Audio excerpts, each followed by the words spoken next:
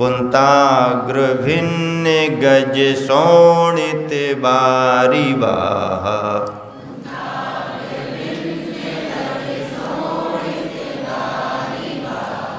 बेगावतार तरणातुर योध भीमे।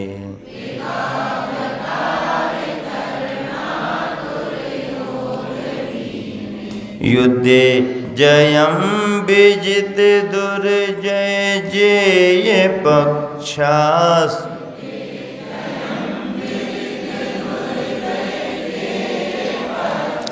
युद्धे जयं विजित दुर्जय जेय पक्षास।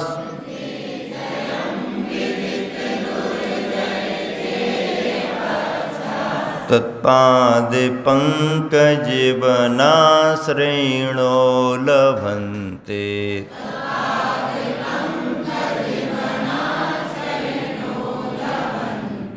कुंताग्र भिन्न गज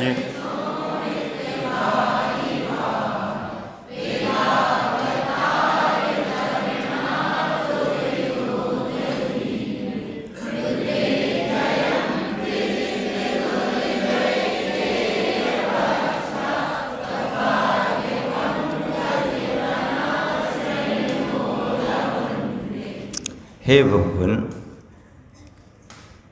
आपके चरण कमलों का सहारा लेने वाला भक्त भयंकर से भयंकर युद्ध में भी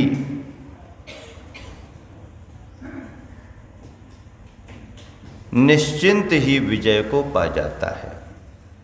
चिंता करने की कोई जरूरत नहीं। युद्ध का वर्णन है, भाले हैं, गज हैं, घोड़े हैं, एक दूसरे पर प्रहार कर रहे हैं, मार काट कर रहे हैं, रक्त बह रहा है। उस धार में से निकलने के लिए सैनिक व्यग्र हो रहे हैं, आदि आदि। इस तरह के युद्ध के मैदान में कोई भक्त फंस गया और उसने उस अवस्था में भी आपके चरण कमलों का सहारा ले लिया, आपको याद करने लगा, आपकी भक्ति करने लगा, तो वह युद्ध में भी निश्चिंतता से विजय पा लेता है, अर्थात उससे पार हो जाता है।